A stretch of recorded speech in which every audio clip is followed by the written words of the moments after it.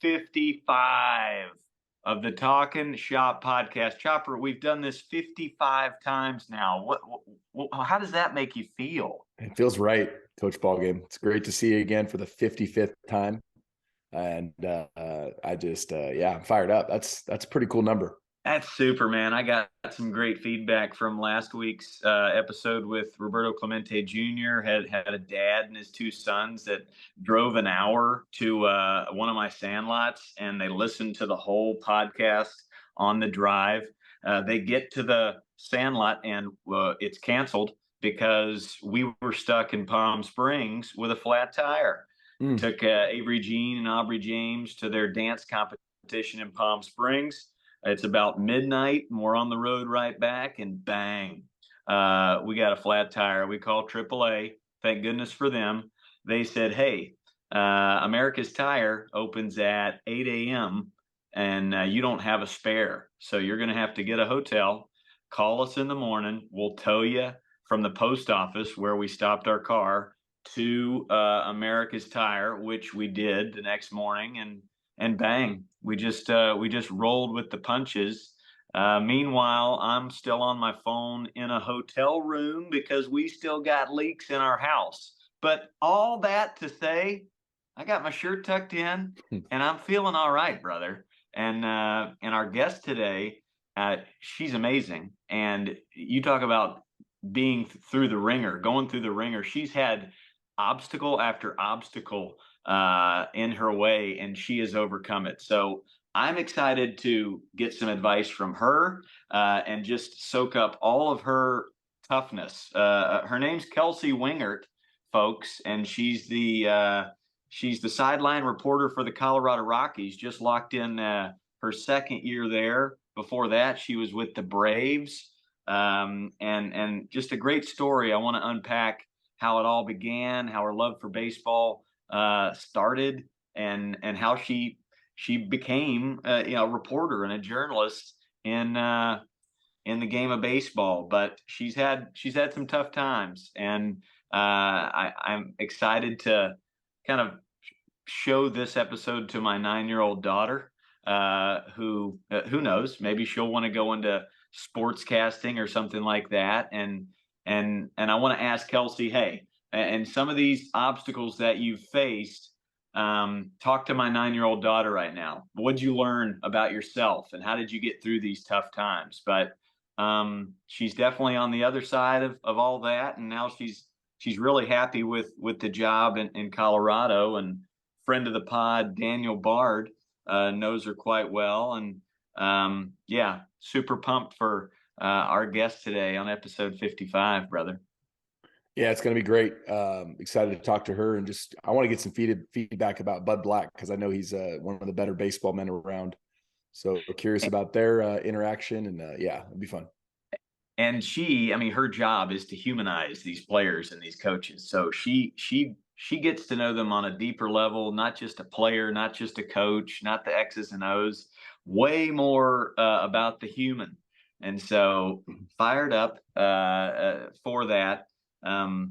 So she'll be coming up in just a few minutes. She's also got a great podcast with Peter Moylan, the Aussie, called Farm to Fame, and that's broadcast on the John Boy Media forum. So excited big time. Catch me up to speed, man. I had verbal diarrhea on all the craziness going on in my life. What's going on in yours, buddy? Well, we are getting ready for the season. So the first official practice was yesterday. It was great to get everybody out there officially. And it's exciting. I've had my schedule up since it came out like late last year, entitled Road to Greatness. And I can't wait. The boys are working their tail off. Yesterday was the best practice we've ever had, ever.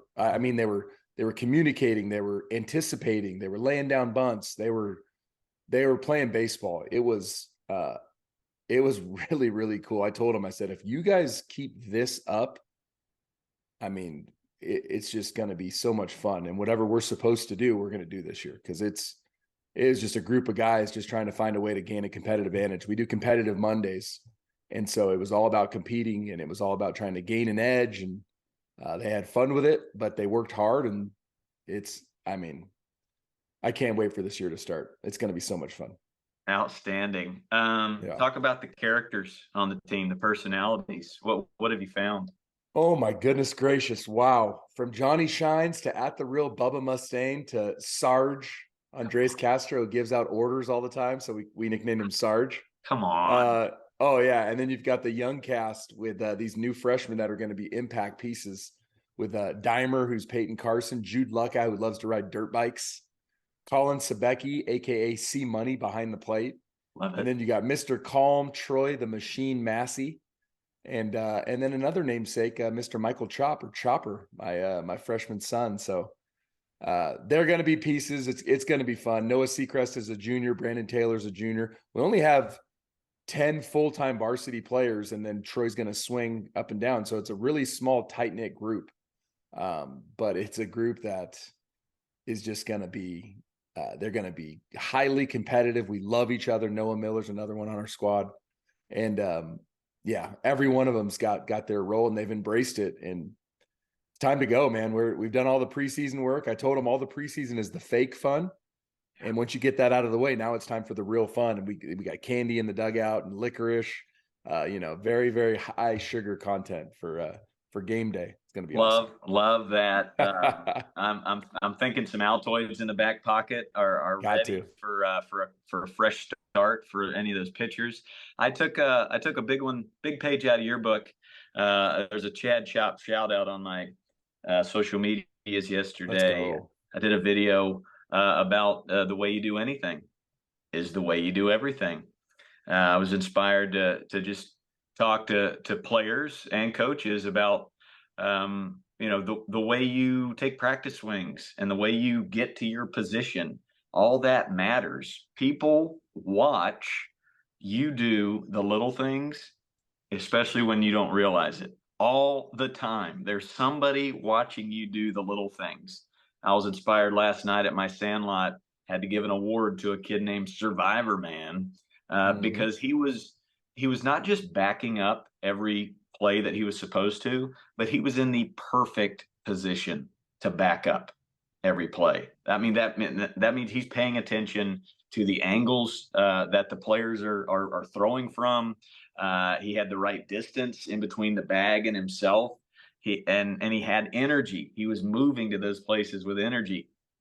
Really small things, right? Little things, in quotes. But the way you do anything is the way you do all of it. And we talk so much about how people watch what you do and kind of feel what you emote way more than they hear what you say. And I think that's going to be my next video that I make is just for coaches out there, watch what you're emoting, like the way you approach a struggling pitcher when you walk to the mound, right? I mean, the speed at which you have your gait is, and the way you're breathing, like it all matters. Like they're really not going to hear what you say, whether you yell loudly or speak quietly. It's a lot more about your vibe and your aura. So I took a beautiful page out of your book, and I thanked you as I have in my book, which hopefully will be coming out sometime later this year. That the first time you taught me that is your boys were at my camp during summer, unasked, and at the best of your ability, you just started dragging the field during a water break. And I'm like, who's that guy? What is going on there? And at a high speed with energy, you're just dragging that thing behind your back, and that visual is the one thing that stands out to me. Nothing that you said that day really stands out, but that visual of what you did and the energy you used, that's what stands out, man. I love that. And I remember that day I was in Crocs and you were dragging the field. And I said, Coach, let me do that for you. Why don't you go take a break with the kids? And you never would you? I think you told me you never look a gift horse in the mouth or something. But basically saying, Never stared in the mouth. you got it, buddy. Yeah. Take it away. And I'm so thankful you let me do it because I always love to look for areas to serve. I want to touch on one thing that we talked about last night at the end of practice. I think this is an important message. We have a young player on our team, very good player, very good kid. He has a great heart.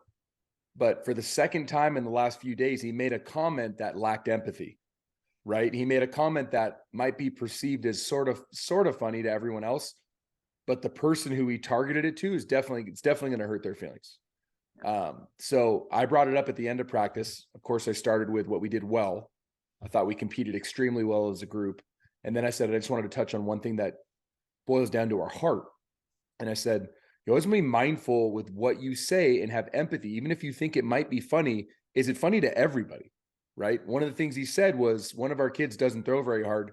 He's elite, but he doesn't throw very hard. He's so elite that the umpire last game when he pitched said, how many no hitters has this kid thrown? And he's a freshman. I said, well, he's an incoming freshman. He hasn't thrown yet. But one of our players said after a pitch, hey, is that 90? You know, and being a kid, I remember I didn't throw super hard, but I threw 2 no-hitters. You know, I could just throw a chain and just put it where I wanted, kind of like this kid. And but I always remember when people said that it hurt. It's, you know, yeah, I know I don't throw hard, but grab a bat and good luck against me, you know? So I literally asked the kid who he said this about. I said, hey, when he said that, how did it make you feel? Did it hurt your feelings? And he said, yeah, a little bit. So it's like, yeah, dude, that means that comment lacks empathy. You're not thinking about how that's going to make the other person feel, the butt of your joke. And then he said another comment where we have a kid who is lightning fast, but he struggles putting the ball in play. So we taught him how to bunt, and he's getting like 2 and 3 hits a game now, just laying down perfect, but even if they're not perfect, he's safe because he's so fast. And he made a comment today or yet last night saying like, hey, we're playing over the line. You can't bunt now, you know, thinking, oh, this will be funny. But how did that make that kid feel? Same thing. Yeah, that hurt my feelings. Right. So it's like when you're dealing with a family and with kids and especially teenagers, you got to kind of train them, you know, because they think it's this meaningless comment. But over time, those little slight cuts really can affect a relationship. So that was a really important moment too for us as far as just our heart and overall like health of our club. Yeah, and as a coach, you know, you kind of have to look at it like, well, why is that kid being a bully? Yeah, and it has to stem from insecurity. That kid is insecure, so he's going to puff up his chest and see something with somebody else and be non-empathetic to it. And so, you know, how do you approach it? I had a coach last night come up to me and say, hey, we just started the little league season. I'm the head coach, and there's this one kid, and they're the troublemaker. And they literally are going up and like punching other people in the team meeting, and they are just being very disruptive and not empathetic to other people. And he's like, what do I do? And my first intuition was, well, where's the parent? And the parent is asked to be an assistant coach and is very loud and quite aggressive, but it obviously isn't being heard by this son. So I said, well, here's what I would do first. I bring the kid to the side and get intimate with him, look him in the eye, and just let him know quietly, this is how we do things here. We're going to be respectful to other people. We're going to be respectful to our coach. Do you understand? Because obviously that kid's not listening to dad, not listening to that tone. So try that out. Next thing is try to get as much one-on-one time with that kid as you can with your most empathetic coach. Maybe that's the Mr. Miyagi of your coaching staff. To have them have their own group and just surround this kid with as much love and kindness as possible. Third is you've totally emptied the tool pouch of all things you can think of, and it's not working. Go to bed at night knowing this, that kid who's incredibly disrespectful and disruptive, he's thinking about you, and he's thinking, I have a coach that cares about me. And then you can just rest your eyes on that. But I mean, we could talk for hours about the disruptive kid or the disrespectful kid, but I'm ready to get to our guest. Our guest is here. And Hello. And it's the pride of Sugarland. I've been waiting to say that. The pride of Sugarland, Texas. Born and raised in the Houston area, Sugarland. Volleyball player growing up, folks. Wow. I've done my homework. Let's go. Let's go. Decided to quit volleyball her junior year of high school to become the team manager of her high school baseball team. Did you know that, Chopper? I did know that. Yeah, I did. Yes, you did. Yep. Went to LSU because they've Has got a a catch. TV broadcast department. She's been a journalist and a reporter for the Braves. She's now with the Colorado Rockies, and she's one of my favorite people. Kelsey Wingert, snaps. Love the snaps. Love Kelsey, the snaps. What an my intro. buddy. You got a cat there. Yeah, she's going to be doing this the whole, I'm digging that. She just gets Well, out. I have so much to unpack with you and your life and your career. I have 2 daughters, so I'm gonna be asking you questions based on advice that you can give them as they get older and older. I'll be coming from that place. But meet my buddy Chad Chop. He coached in the Giants organization a decade ago. Then he moved over to the Dodgers organization, where he was throwing BP, and he was Jock Peterson's what did you call it? Pump up guy. I was his hype guy. Yeah, we had dig me sessions all the time. You probably hear us from the field in Turner Field, or I think it's got a new name now, right? Is he going to Awesome, get you any yeah. pearls? Oh gosh, no. Very nice to meet you. Thank you for being Nice here. to meet you. Thank y'all for having me. Of course. Absolutely. Thank you for joining us. I'm on my phone because I'm in a hotel because of blah, blah, blah. I have house leaks, and I even brought my microphone ready to go, but my computer wouldn't work. So I'm all flustered, but I'm going to take a deep breath. Your house has leaks right now? There's leaks. There's leaks coming from the shower and the master California. bathroom. It never rains my in California. gosh. So the roofers are just stealing money out there. Then when it rains, they're like, everyone's like, my roof's got holes in it. Like, well, it never rains. Yeah. So now they got them. Gosh. Oh yeah. But as we're going to talk about with you, there are silver linings through all the madness. Mm-hmm. And we might be getting kind of like a new kitchen out of it, or a new bathtub, and Mrs. Ballgame's kind of happy about There you that. go. We're currently renovating our master bath. So you might hear our contractors upstairs right now. So you might hear some noises. Maybe that's a good sign for you. Maybe this results in a little nice renovation. Exactly. I'm passing the vibes, but not how much it costs. No, not. And hopefully homeowners insurance covers all of that. That's the goal. But I got to meet you at the All-Star Game festivities through John Boy Media, our pals. John Boy's been on the pod. And I want to get Peter, I want to get Talkin' Jake, I want to get all those guys on here. But what spoke to me is just you've got this calming sense about you. Has anybody ever told you that? No, but I really, really appreciate that. You got this.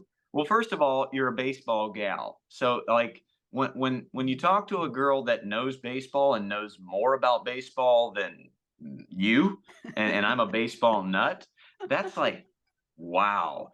And just the calming nature of your voice, you got this great voice. So that's not a question. That's just a compliment to let you know that you have already kind of calmed me down this morning as I sit in a hotel room and try and figure out my life. So I'm gonna start at the very beginning with you, but I'm gonna let my man Chopper have the first question. Go get him, Chopper. I have a question. This is kind of random, but since you've had spring trainings both in Florida and Arizona now, and I had that as a player, which do you prefer? I know my answer. I'm curious to know yours. Yeah. Well, when I was with the Braves, we were still at the old facility. So I never got to see the new facility, which I'm sure is really nice, but Disney is insane. I mean, when your spring training is in Orlando, and then it's every team you're playing is 2 hours away. It was just very inconvenient. It didn't feel like it was the Braves spring training site, which I'm sure the new spring training facility feels like that. But the Rockies have one of the most beautiful spring training facilities that I've ever seen. And they share it with the Diamondbacks, but you feel like you're at Rockies spring training. All of the buildings are branded with Rockies logos, and it's stunning. It's anybody who enjoys watching baseball and wants to go to spring training, you need to go out to Salt Rivers because it is just stunning down there. So my vote is Arizona, but had I been to the brand new ridiculous facility the Braves built, that could have swayed me. But what's your vote? I mean, you nailed it. Salt Rivers is incredible. North Scottsdale, that Scottsdale area, slightly north of downtown Scottsdale. My vote is clearly Arizona for a lot of reasons. You brought up the 2-hour drives. That's devastatingly long for everyone involved. So Arizona, everything's pretty close. And Arizona all the way. Coach Ballgame, what are your thoughts on that? You've probably been to both, huh? Yeah. Well, Florida's so spread out. I'm going to the Tampa area Saturday for this is a bit of a flex for an event with Bo Bichette. Why not? Subtle flex. Can do a little play ball camp there. Then I fly No back big here deal. to Cali, and then I fly back in about 4 days to do 2 of my own sandlots in the Tampa area. So I'm going to be there, but everything's so spread out. Whereas in Arizona, not as bad, easier drive for me here in California. So the last time we went to Phoenix, we got to take the girls to the Great Wolf Lodge, and we got to go to an Albert Pujols golf event. So I just feel like it's a little more pop and sizzle for me in Arizona, but it's unanimous. Yep. Yeah. Congratulations to Arizona for winning the. Way to go! Well played, Arizona. Well played. Well, I mean, definitely want to get into what you're doing now with the Colorado Rockies, and you're just crushing it with that organization. You had your first year with them last year, and you locked in year 2. But can we go back to the beginning? Can we do a little book report on the Kels? Absolutely.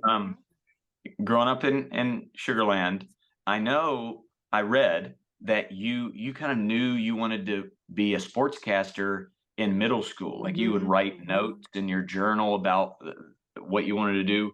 Where did this love of sports and baseball, where did it start? I don't really know. I know that in elementary school, there was a meteorologist at a local station in Houston who came and spoke to our class. And my mom's, and I got to meet her, and we still have like the picture of my mom with her and myself. And it was a blonde woman who came in, and my mom said that I saw her and was just like infatuated by her and thought she was like the coolest thing. So I think that was kind of my introduction into television. And, we hear so much about representation and stuff. I think just seeing like a blonde woman come in and talk about it. But so in elementary school, I would write in my little books that we would make for our parents that I wanted to be a meteorologist. And then at some point in middle school, that switched over to sports. I've always just been like a big sports fan. My parents, we're not like, neither of my parents played, my mom was a cheerleader, but sports don't run super deep in our family. So I don't really know what it was that just got me the way that it did. But I had always loved sports. I had always played sports. And then in high school, like you mentioned, sports not all the way through. And I didn't know what to do without volleyball. So I became the manager for the baseball team. And that's when I fell in love with baseball, with the sport of baseball. I was keeping book every single game. I was at every single practice, every single game, every single tournament. I had 7th inning off. So I was always running and getting like Powerades and like dip and stuff for the guys. But doing and just did it with my best friend at the time. And we just really enjoyed learning the game. So that was kind of where baseball super came into play. And then I went to LSU, which in my opinion is one of the greatest baseball college programs. Tough to beat. Yeah. So, I mean, just spending all those days at Alec Box, which is one of the most beautiful college facilities you'll see. I mean, any facility in the SEC, but the environment there rivals some big league atmosphere games. I mean, there were years we were averaging more attendance than some of the major league teams. No, those might have been like the Marlins and the Braves in 2015, but cool to see a college program that's, out attendancing major league teams. So that kind of like grew my love for baseball even more. Just covered it a lot in college. Got to go, once I graduated, I was in local television and got to go cover them in Omaha. So baseball was just, I did some sideline reporting for baseball with a small regional network in college and after college. So baseball has always been the sport that I am most comfortable with. But the name of the game is versatility. So I've done NBA, NHL, college football, college softball, college basketball, men's and women's. I like to make sure I'm able to do any type of opportunity that comes, but baseball is where my confidence lies. That's the sport that I don't have to be worried about. Do I know enough to do this broadcast? And then with the Braves, that job came along. I was in local television for almost 2 years in Alexandria, Louisiana, which was market 179, making $25,000 out of college. Let's go. Parents still paying my rent, baby. And I had done that sideline reporting for baseball. And I had worked my way up with that regional network to start doing some sideline reporting at the Houston College Classic, which is at Minute Maid Park. And one year I covered all of the Arkansas games. And then the next year I covered all of the LSU games. And I had covered a lot of SWAC baseball as well at Southern University. So just had a little bit more live baseball reporting than most people my age at around 22 or 23. And there was a girl who I shadowed at LSU. Her name was Nikki Noto. She's now Nikki Noto Palmer. She was a reporter for ESPN covering National Signing Day, the year that LSU signed Fournette, Malachi Dupree, and Jamal Adams. And that was the #1 draft class that year. I had shadowed her, kept in touch with her years down the road. She's at Fox Sports South in Atlanta. And she was talking to her executive producer at the time, who was Randy Stevens, a week before opening day. They had someone lined up for the job that fell through. She backed out a week before opening day, and they needed someone. So he was asking her if she knew of anyone that wasn't in a weird contract situation. And she was like, I know this girl. She's really young, but she knows the game of baseball. She has baseball sideline reporting experience. And I know she would be open to the opportunity. So I still have the voicemail on my phone. That's awesome. From that year in 2016, when she called me and left me the voicemail. And within a week, I had a phone interview, flown to spring training for an in-person interview, accepted the job, put in my notice at my local station, and left Louisiana for Alexandria. So that's the longest, most detailed story of how I fell in love with baseball. Well, there is 17 life lessons to unpack right there. and I don't want to spend too much time. I want to get you in and out of here, but like I said, this is going to be a must listen to for my daughters, maybe in a few years when they're a little older and they can hear it. Let's start. Well, here's 2 things I heard. Versatility is the name of the game, right? So you're open to anything. You're malleable and languid and ready to go this direction if need be, because it's tough to get a job. But break it down like I'm 5. You're the team manager on the baseball team. You go to LSU because they've got a good TV broadcasting network there. But yeah, like I'm 5 years old. How'd you get the first gig? How did you get your foot going into the door? Internships, shadowing. You guys know this, and any profession in sports, there's so many people who want to do it, and you have to outwork them for different opportunities. I gave up. I partied in college, but there were a lot of formals and semi-formals that I missed out on because I had an opportunity with the local station I was interning at to go cover a New Orleans Pelicans game. I really in college prioritized gaining experience, whether that was working for Tiger TV, which was the student-run television station on campus. I had 5 different internships at local stations throughout my time in college, which allowed me to learn how to shoot highlights, to write shot sheets, to anchor, to report, to edit, to be able to do all of that. I worked with ESPNU Campus Connection, which if there's any college students listening to this and you go to an SEC school, when I was in college, they only did SEC schools. I'm not sure what it is now, but ESPNU Campus Connection was great. I just wanted to be as seasoned as I could be. So when I graduated, I could get one of those opportunities that so many applicants are going for. So, I mean, it's, you just have to find the opportunities, man. Like you just have to seek them out, and it's not, they don't just fall in your lap. You have to seek them out, and you have to work, and you have to love what you're doing, because if you don't love what you're doing and you're working in sports, it's not it. You work nights, you work evenings, you work weekends, you work holidays, you got to love it. You got to work hard. You got to sacrifice a lot.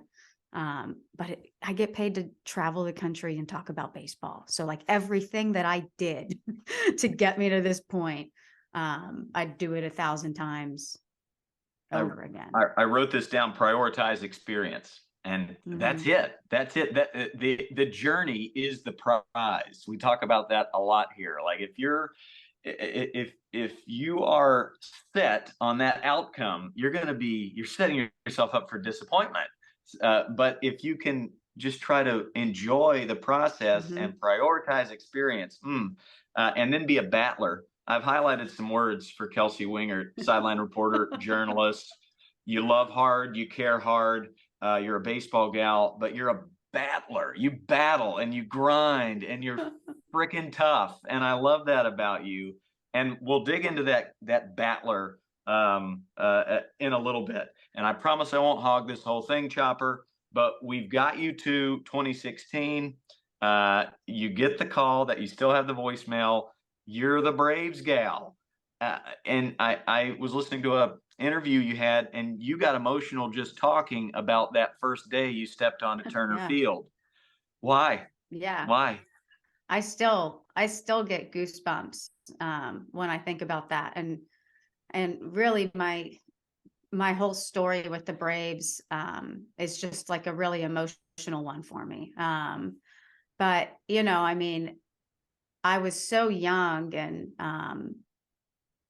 I don't know, I just remember walking out of the outfield gate onto right field and just looking up and like realizing that's my workplace. Like, and I love baseball, man. And like I had never done anything like that before. So it was just like you step out and it just knocks you back, and you're like, I get to be here every single day, and I get to travel the country and see all these ballparks and these cities and watch these guys who were the best in the world every single day. Like that, it was so surreal to me. And it was probably emotional because I was only 23. I was the youngest sideline reporter in baseball for years. I truly had no business having that job at that age. Yeah, you did. Thank you. But I was thrown into the fire because I went from market 179 in Alexandria, Louisiana, to the biggest regional network in the country. And it was such a massive jump. And it was so unexpected and surreal, and it all happened so quickly. But I just love it. And it was just the craziest moment, just stepping out just having that access on the field, right? I mean, just like stepping out onto the field, it was, yeah, I haven't thought about that moment since you, like when you just brought it up was the first time I've thought about that in a while. But yeah, I got the goosebumps immediately. Love those goosies. And, all the nights and the missed prom nights or the missed formal nights because you had to cover something in Market 179. All those tough moments, when you get to that stage of Turner Field, it just makes it feel, oh wow, it's so amazing. But you just have a perspective from the grind. But I kind of want to go in chronological order here, Chopper. And I want to talk about the ending in Atlanta, and then the transition. You got anything in Atlanta, Chopper? I just want to say, and I talked this with my high school kids I'm coaching now, is like vision without execution is hallucination, right? So you had this vision of like, this is what I want to do. That's from Thomas Edison. I did not make that up. I get no credit for that. Claim it. Yeah, but it's powerful because you had a vision, but you didn't just say like, oh, that's what I'm gonna do someday, and then like it's gonna happen somehow. I'm gonna go to parties and hang out and do all this stuff. No, you started executing. You started grinding and putting in the work and building the resume and doing what it took. And that's a powerful message to all of us of like, great, yeah, absolutely have a vision and a goal, but then let that drive your decision making. And that's what it did. And that's why it was so emotional for you when you went out to that field. I had a moment similar to you in my career where I went from being out of baseball completely to being thrust back onto a World Series championship Giants team. And the first time we went to Arizona, I was out there with, I'm sure you know, Ron Wotus, who was the bench coach, third base coach. And I said, hey, Ronnie, it's cool. Last year, and I pointed up to like the very last row of the upper deck in Chase Field. I said, I was sitting in that seat right there watching you guys play. And now I'm on the field with you. It was crazy. So I can relate to that. Just you're awestruck. You're like, how did I get this opportunity? Yeah. Pretty cool. That is awesome. That is so cool that you're able to just even pinpoint that and be like, yeah, from there to here, man. Yeah, let's go. That's good stuff. Those are the moments. Yep. Reminds me of last week we had Roberto Clemente Jr. on, and his best friend growing up was Ruben Sierra, and Ruben Sierra was like 12 years old at home plate. Where was this? Was this in Texas? Three Rivers. Yeah. Oh yeah. And he's like, I will be here, and I will play in this batter's box, and I will hit a home run. And I mean, like 12 years later, he's in that batter's box hitting a home run, just visualizing it. So, which wasn't even possible, right? Because he said he was going to be wearing number 21 in Pittsburgh. And that's a retired number. So Roberto Clemente Jr. is like, that's not even possible, bud. And he's like, it's happening. And then he was 21 on the Rangers in the All-Star game. And it happened. That's how it happened. So cool. Yeah. So cool. Such a good story. Well, I mean, so Atlanta was, it was your dream job right out of the gates. And Chopper, you had something during her time in Atlanta. What was your question?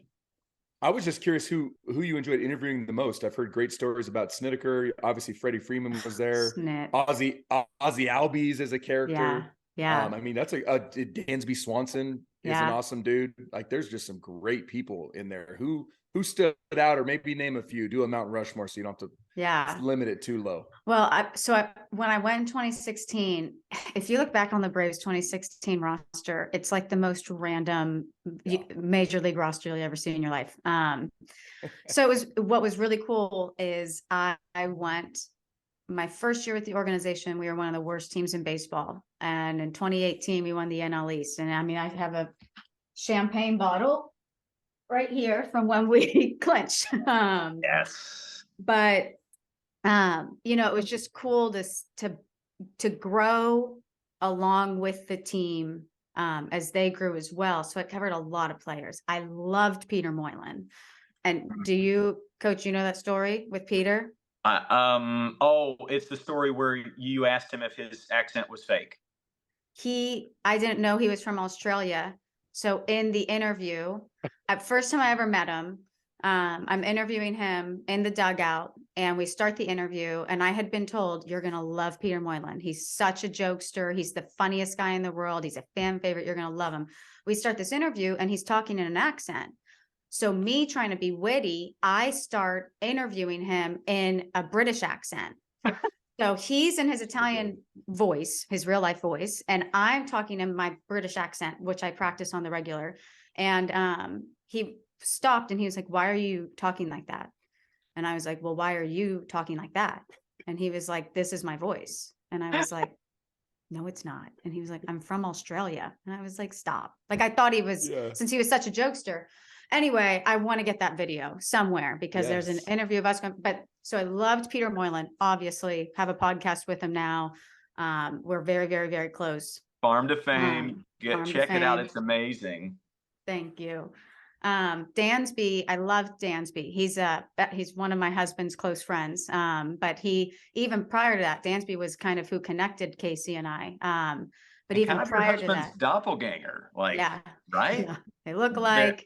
Yeah. Really close friends. They played ball together growing up. So Dansby's special to us. But before that, he was just Dansby and Tyler Flowers. And I know Tyler Flowers can be a random name for some, but those were two guys where if I had a baseball question, like a question that I just didn't know because I've never stepped in the box and I've never played, those two guys with Kurt Suzuki as well. Oh my gosh, Kurt Suzuki. I could sit with those guys in the dugout for 30 minutes and they would just break it down for me until I understood. And I just always appreciated that. They never turned down interviews. Brian McCann, are you kidding me? I love Brian McCann. I only had him for one season, but loved Brian McCann. And Brian Snicker calls me his daughter. When we saw him at Dansby's wedding, he was going around everybody saying, "This is my daughter." I adore him. And the success and his path to get to where he is. I mean, talk about someone who's grinded and who has battled and who has committed to not only the game, but an organization and to get, he just got an extension, but I mean, there were a lot of great guys who went through that clubhouse. So there's a lot that I could name, but some of those are sleeper guys. You wouldn't think Tyler Flowers, Kurt Suzuki. But man, when Kurt Suzuki had that last at bat this year, that man he's special, but lots of good ones there.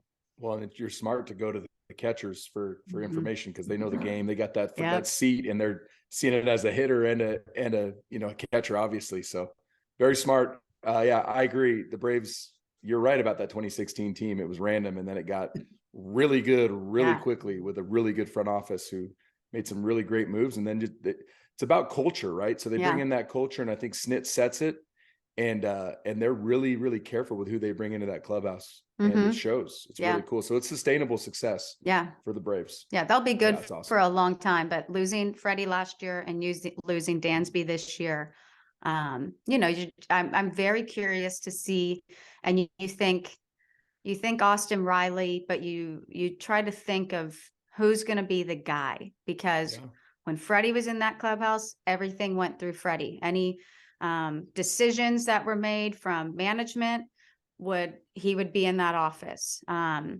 They've always had someone in there who has been a leader. And I'm not saying that they don't have a leader in there right now. But it has, Dansby, Freddie kind of took over for Chipper, and then Dansby kind of stepped in, and now somebody else needs to step in. So, and somebody will. There's obviously a ton of talent on that team, but somebody has to, so it'll be interesting to see who that becomes this year. I would think, without knowing a ton of detail on it, Matt Olson has a chance, but he hasn't been there that long. That's what's tricky. Yeah. It's like passing that torch of obviously Chipper and then Freddie, and then I'm curious to know that. That's a pretty cool insight. And a lot of people were like, well, what about the pitchers? Max Fried's like, no, it has to be a position player. It's got to be a position player an everyday guy, Yes, that's grinding. Yeah. I love that. Coach Ballgame. Man, I mean, like, isn't it just cool talking to a gal that knows more about baseball than you? It's just like, Man, this is neato. Well, you're like I said, you're very calming. You have a calming nature about you. You know the game, so that's why all these guys love talking to you. And the beauty of your job is you're able to humanize all these guys, and we can see the human Freddie. We can see Mhm. the human Dansby, and not the shortstop or the first baseman. Okay, here comes the battler question, the grinder. Your dream job, it ends in 2020. For one reason or another, I'm thinking stupidity on somebody's part, but you were let go. COVID hits. There's no jobs out there. You're 3 years separate from that time now, with a great job with the Colorado Rockies. Can you look back and is what did you learn about yourself in those trying times in 2020 that is going to help my daughter get through life? I mean, the biggest thing that I learned is I'm very strong in my faith. And I had fully placed my identity in that job. I had fully placed my self-worth and who I was in being the sideline reporter for the Braves girl. I had gotten so caught up in being like this local celebrity because the Braves country is they're such a dedicated fan base. And it was like, I just never experienced that, and I got so wrapped up in it. And I loved that job. And I told my general manager, I would have signed a lifetime contract. I would have been there for the rest of my life. I loved that organization. I love Atlanta. Obviously, I still live here. I just loved it. And then, January 10th of 2020, I had a meeting and they told me that they weren't renewing my contract. And I was so blindsided. I never saw that coming ever. And that started a whole, there's been a lot of self-discovery. There's been a lot of therapy. There's been a lot of working with the psychiatrist. There's been a lot of just having to work through that, because it was like the first time in my life I had failed. I'd had such an easy, great life, and I had never really gone through anything that was like to that extent. And not only are you losing this job that you love and you never thought that it would happen, but it's a national story, and like it's everywhere. And there was petitions, and there were articles and trending on Twitter, and all of it's the most vulnerable and traumatic thing I had gone through, and it's just up for discussion. It is the hardest thing I think that I've ever gone through. And not only that, but the timing in which they did it. Like there were multiple great openings that year, like the Cubs Marquee had just launched. There were great openings that year, but they had waited. They wanted me to still do NBA games because they didn't have another person to do it. So they waited to make sure that, whatever. And by the time they told me, it was a month before pitchers and catchers reported, and all the jobs were filled. So there was nothing for me to even apply for. And then COVID hit. And then I'm on unemployment. And bang, bang, bang. Yeah. So it was just, it rocked my world. And I realized so quickly that you can love what you do and you can be passionate about what you do, but you have to have something that your identity is planted in that is unwavering and unchanging. And I don't know what that is for other people. But for me, it is the biggest part of my testimony. And my faith just grew tremendously. And I had to learn who I was without being the Braves girl. And I had to learn how to slow down. And I met my husband, and we would have probably never been able to work out if I still had that job. And now I'm married and have this beautiful life and a job that I love and coworkers that I love. And it's a healthy work environment. And the organization is so, so great. And you hear it all the time, but like, I know that every single thing that we go through has such strong purpose, and it might take years to figure out what that purpose was, but now I see it. But it still doesn't mean that it wasn't the worst thing that I had, gone through. And I still miss that job, but I love what I do now. And I'm in such a better place now. So it's just been a lot. It's a lot to work. It's a lot to work through, but like planting your identity in something for you that can't be stripped from you. And that is steady and unwavering was like my biggest takeaway from that. What great advice. My goodness. And I think of Chopper as the preacher.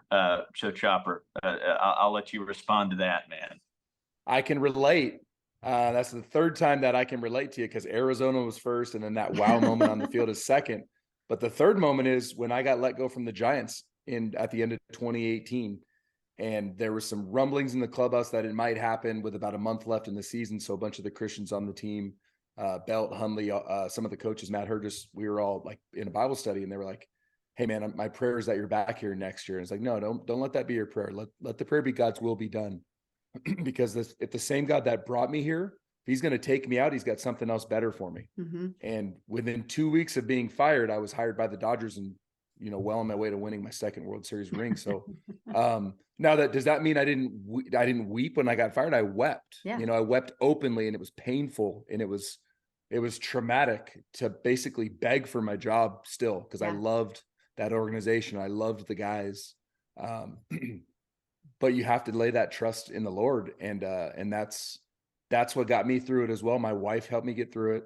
But I loved what you said. That is such a powerful message to our listeners of like, hey dude, you can put your faith in anything you want to of this world, but it will let you down today, tomorrow, or in the future. But Jesus Christ will never let you down. Yeah. So I love it. I'm on that. You just skyrocketed towards the top of that podcast list. So well played by you, from market 179 to darn near the top of the list. So well played. And plan on me giving you a call when my daughters are a little bit older, and that need for your identity to be something involved with fame, or God knows what social media is going to be like when they're teenagers. So I'm going to need you, Kels, to call weekly and talk to my girls. And this also gives me perspective. I've started the podcast whining about having a flat tire and having a leak in my shower. Meanwhile, you guys are preaching the gospel. The grinding doesn't stop, and I mean, you battle through getting let go of your dream job. You battle through COVID. You get a great job with the Rockies, and then you're about to get married, and you get hit with a foul ball. You get hit with a foul ball, and this is a real thing. Like, I mean, you are in the dugout, and you're talking to the camera, and you're talking to players, and this has happened now twice to you. Yeah. In the dugout.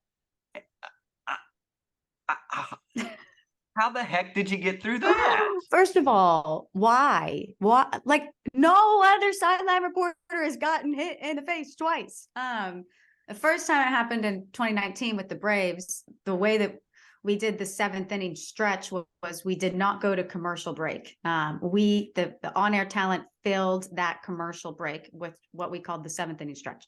And that was my duty, and my camera position was my back to home plate. So the third out, and they send it to you. So 2 outs, you have to be in your camera position, back to home plate, camera right in front of your face. And so I'm in my position getting ready for that third out, because it could be on that pitch.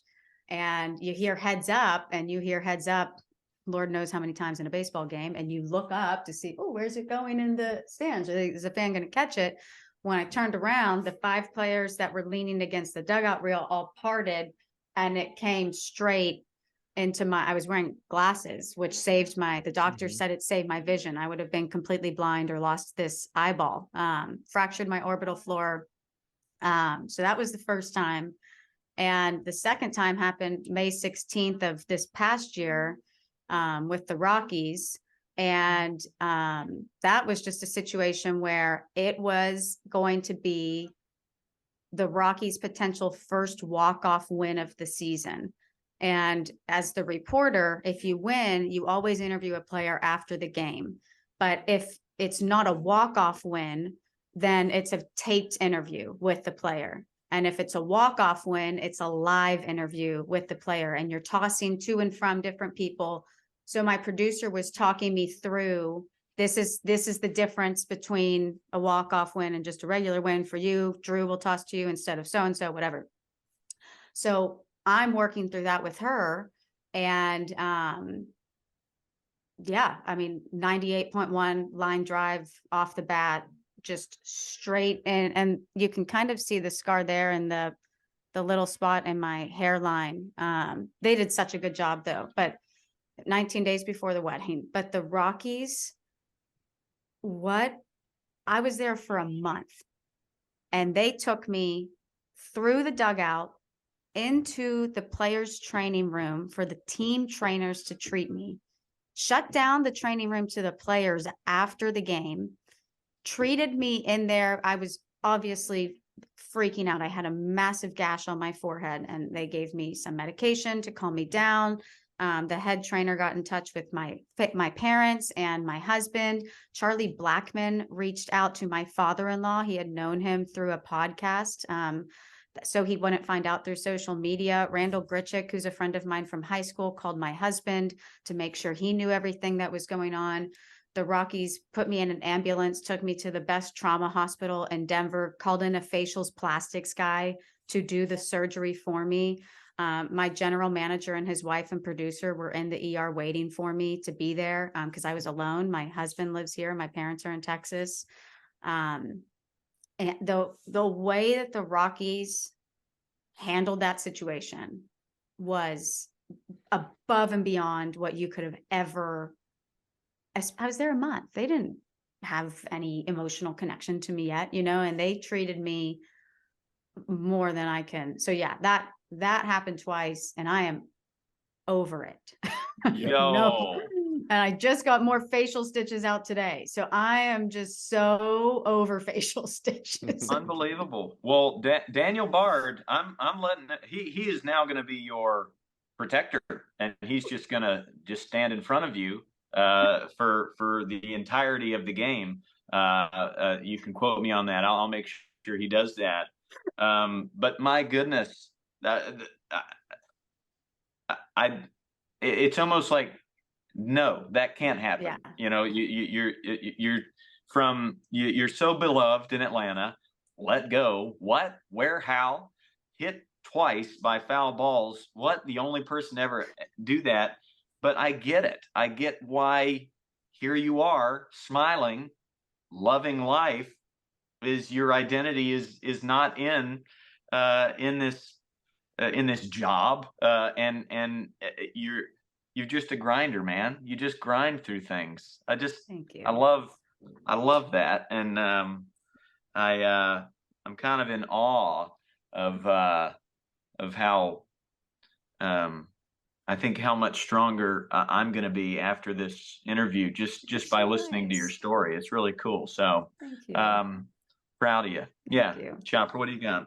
It's the power of response, right? It's the like, oh, what if something terrible happens to me? When you have that solid faith that Kelsey has, it's like, man, my God's got me, and doesn't mean you don't question, like, God, how could that happen? Like getting struck by lightning and this, like, what are we doing? Yeah.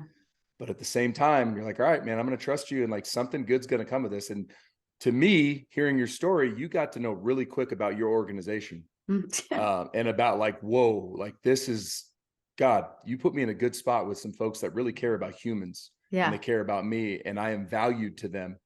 And that's powerful. That makes you really want to go to work every day. That's That's a big deal. Yeah. I love it. Couple questions I have for you. I'm excited about one that's really random. If you're a coffee drinker, have you Oh, been to the Little Owl coffee shop right there, right next to the stadium? no. So good. In Denver, in Lodo. Yes, ma'am. You can walk right down the road there, whatever that first road is there, that first street. Blake If you Street, like go, what the ballpark's off yeah, it's of? Blake Street. It's on Blake Street. Yep. What's So it good. called? Little Owl coffee shop.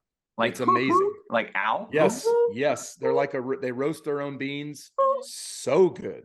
Okay. So good. So And on you're that, have welcome. not been. Thank you. You're welcome for that. And then I want to know a little bit about Bud Black, because he's one of these guys that everyone talks about how great of a human he is, kind of parallel to Dave Roberts. Yeah. So I just want to know, like, can you give us an insight on what makes him great as a man? Bud freaking Black. I remember the year when I got hit with the Braves in 2019.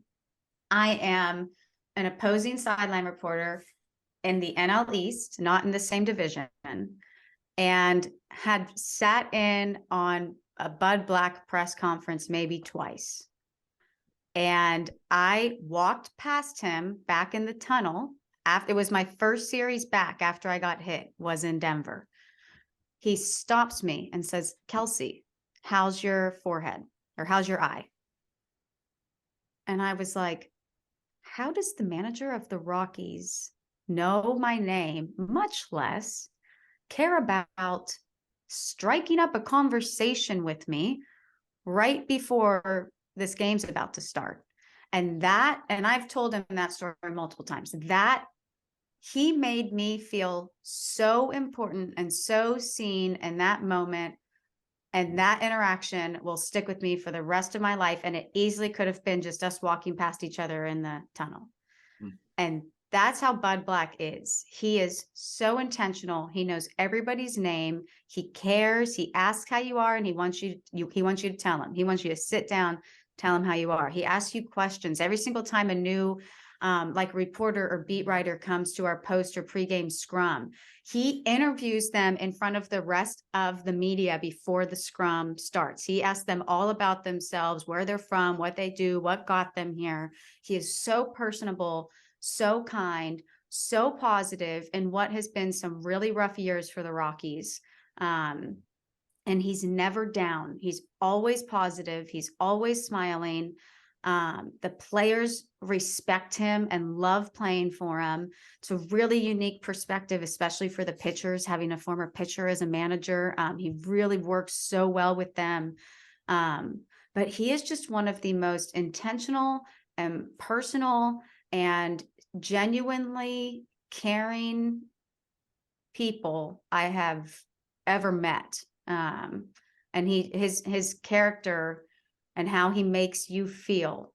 When somebody can make you feel important and seen, that's a special trait. And he does that to everybody that he comes across. And that is like Bud Black to me. You know, he's just a really special person. Amazing. And for our listeners that want to get better at, well, for lack of a better term, life, right? Because that's Dave Roberts too. The key, like they're intentional, you know, and that's something that after spending 3 years with Dave, like that's what I try to do with people. Like, don't just say, "Hey, how's it going, man?" And then keep walking. Like, "Hey, how are you?" And then give them eye contact and be engaged. And then you never know what that can do to the person that you gave that moment to. Yeah. To your point, it changed everything for you. Like you'll never forget it, because all we want to be as humans is seen, right? And like appreciated. And it's like Bud Black. I mean, Dave Roberts did that with me and my son right before a game. I mean, they have their front office meeting. So my first year with the Dodgers, my son was in there pre-COVID, so he was able to be in there in 2019. And I'm like, "Hey, Doc, this is my oldest, Michael." And he's like, "Well, get in here, Michael." And he like he got out of his desk, sat on the front of his desk, and did, to your point, a Bud Black with a new reporter. He interviewed him. Yeah. And I mean, it was like, that was the most important thing that he could have been doing. And we had to get ready for a game. And like the front office was waiting outside his office.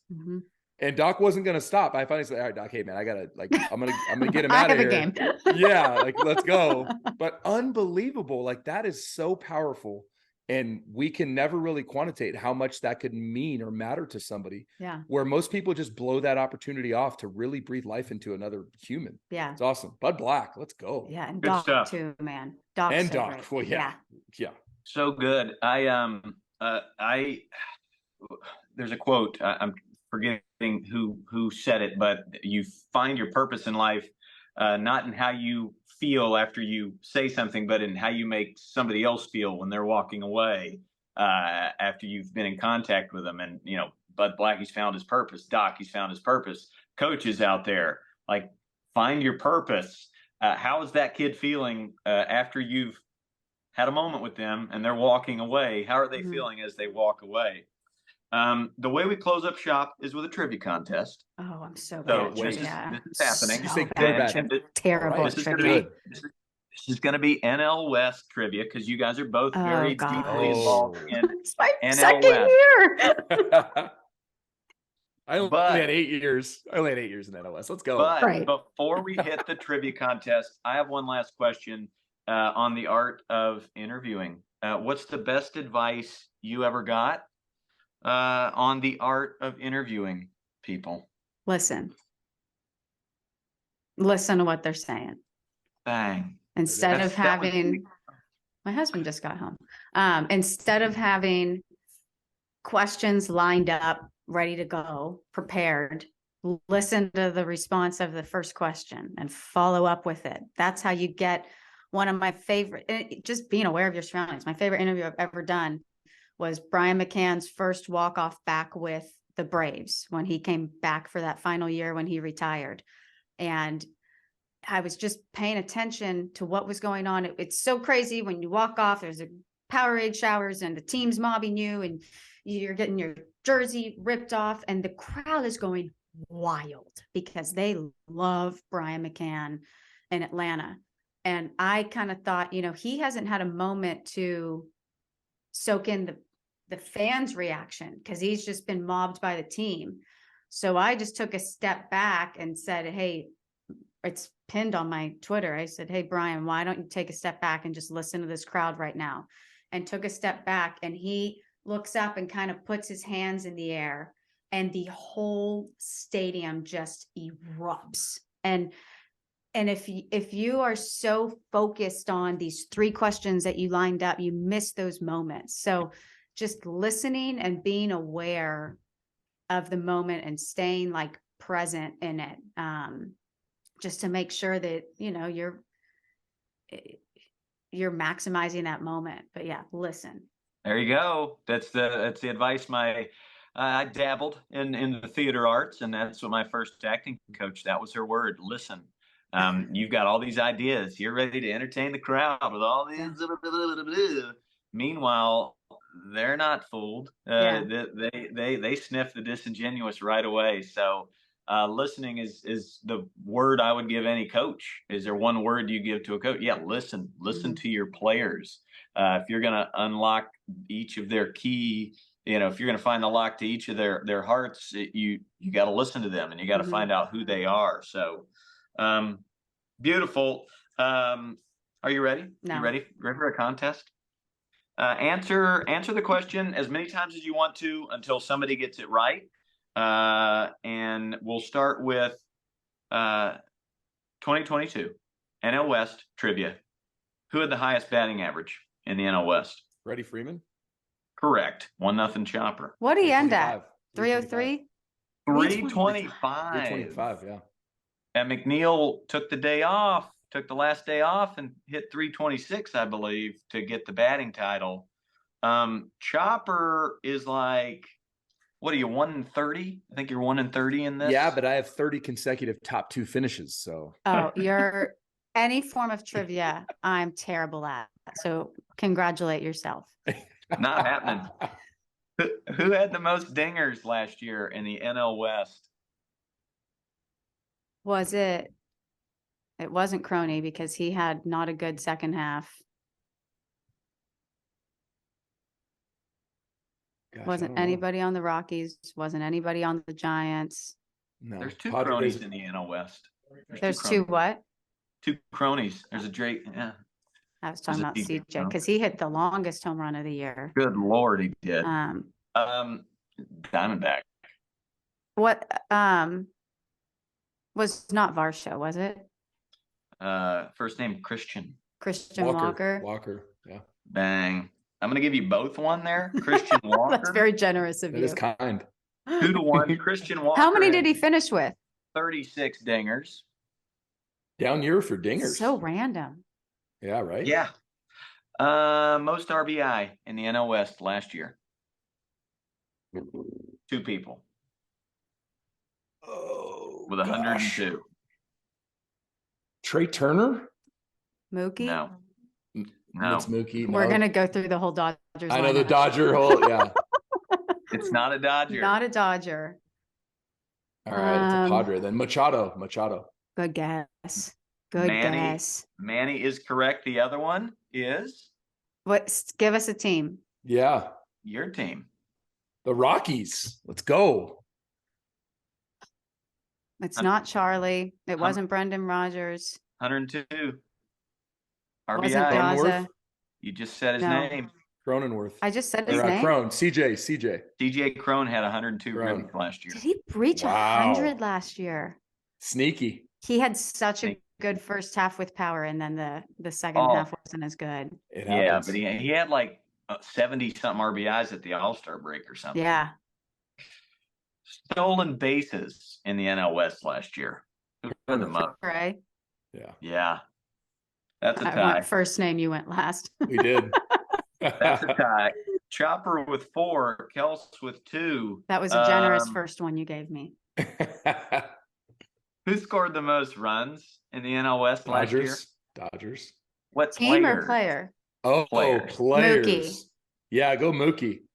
Mookie tied with who? Trey. Trey. Incorrect. God. Another Dodger. Freddie Freeman. Correct. Freddie Freeman. Let's go. How's the points breakdown there? So Freddie led baseball in hits and doubles. It led the NL West in runs scored with Mookie Betts, and he led the NL West in OPS. Isn't that crazy? Yeah, I know. 325. Freddie Freeman, and didn't win the MVP. No, the squirrel. No, I thought you were talking about the batting title. Batting title. Yeah. Also didn't win that. I got lucky. I saw that stat this morning randomly because I saw an interview with him talking about his approach at the plate, and I sent it to all my high school kids, and it said like Freddie finished 325. So that was very, very serendipitous, I think is the word I'm going to go with. That I was able to know that stat. Did he say line drives over the shortstop? Yes, ma'am, he did. Yeah, left center. Oh yeah, and that's why I sent it to my high school kids. They all want to dip and jack, and it's like, boys, opposite field gap. That's where all your money's made. That's his thing. Oh yeah. Who led the NL West in hit by pitch last year? What batter? Justin Turner. No, good I'm guess. thinking of Rocky. We got hit so much last year. It's a Padre. Oh, Machado. It's not Machado again because he doesn't go guys twice usually. The other crony. Cronenworth. Let's go. I love Cronenworth? Jake Cronenworth. Really? Guys, if guys don't watch Cronenworth. watch him play. That's a baseball player. I love Jake Cronenworth. 18 beans last year. Hate that for him. Ball player. Whatever the team needs. You need these last two to tie. Kels. What pitcher had the best ERA in the NL West last year? Gonsolin? Kershaw? No. Kirsch. I like how every answer we say is just Dodgers. Dodgers. It wasn't in a Rocky. Oh, Julio is Urias because he almost won the Cy Young. Dang it. Sneaky good second half. Yeah. And the most strikeouts in the NL West last year, he's now a Yankee. And he was in the NL West. We should know this. I know. I'm disappointed for both of us. He's a new Yankee in this offseason? Yeah. Oh, it's the dude to the lefty, Carlos Rodon. Yeah, signed with the Yankees. Wait, I thought you meant like who struck out the most. I still wouldn't have guessed Give it to her. Rodon. It still would have taken me a little bit to get there, but I was thinking strikeouts like at the plate. He usually goes positive stats. He's a positive He's guy. very positive guy. Hey, 2 and 30 now. Thank you. You are now 2 and 30. on, Not how on you start, it's how you finish. Let's go. 1 for 1. on the podcast that moved me the most to be a better human being is the podcast that you won a trivia contest. Let's go. Love it. Who's the most interesting person in baseball right now? That's all I got. Both of you answer that question. Go first, Kelsey. You're The still most in it. interesting person, like personality wise. Who's a goofball? Oh yeah, just like the most interesting man in the world. I go Kike. I'll go ahead and answer. I'll give her some time. I'm still going to go Kike Hernandez. Huh. Kike Hernandez has so much energy and just like he'll say the most random things. Like he knows how valuable humor is. So he'll just give you this funny look. He and I, when we were playing the Diamondbacks, we took a picture together and we sent it to Madison Bumgarner. And he thanked him for keeping him in the league. Because remember there was a stretch there where he was like, I swear he was 8 for 4 with 9 homers against Bumgarner. It was like, that was the only guy he got a hit off of. But Kike is just a goof and he'll make himself be silly just to make everyone else laugh.